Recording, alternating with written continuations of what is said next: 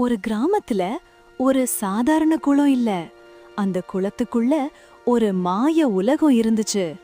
அங்க போகிற ஒவ்வொருவருக்கும் அவர்களோட மனசுக்கேற்ற பரிசு காத்துக்கிட்டு இருந்துச்சு. அந்த கிராமத்துல ஒரு அம்மாவும் அவங்களோட 2 பொண்ணுங்களும் வாழ்ந்தாங்க.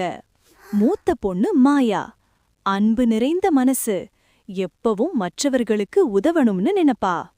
இளைய பொண்ணு தாரா, சோம்பேறி, திமிரு, வேலனா ஓடி போவா.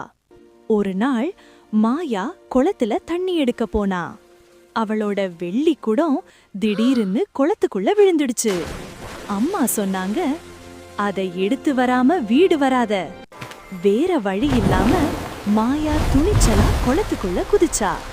கண் திறந்ததும் அவ ஒரு அதிசயமான உலகத்துல இருந்தா.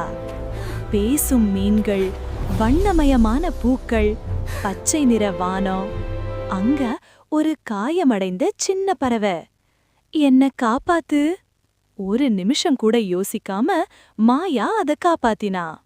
அடுத்து வாடிப்போன ஒரு வயல். எங்களுக்கு தண்ணி ஊத்து.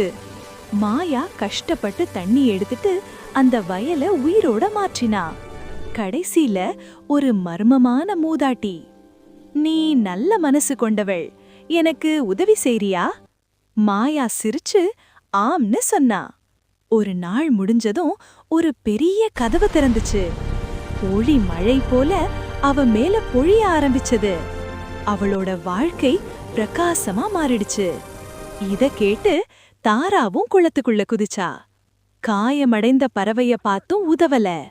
வயலுக்கு தண்ணி ஊத்த சொல்லியும் செய்யல.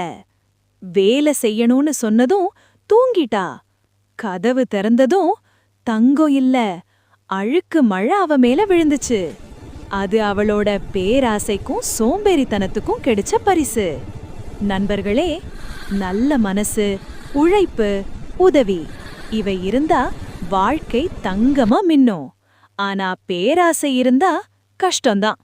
நீங்க மாயா மாதிரி நல்லவரா இல்ல தாரா மாதிரி சோம்பேறியா? கமெண்ட்ல சொல்லுங்க. லைக் அண்ட் சப்ஸ்கிரைப் பண்ண மறக்காதீங்க.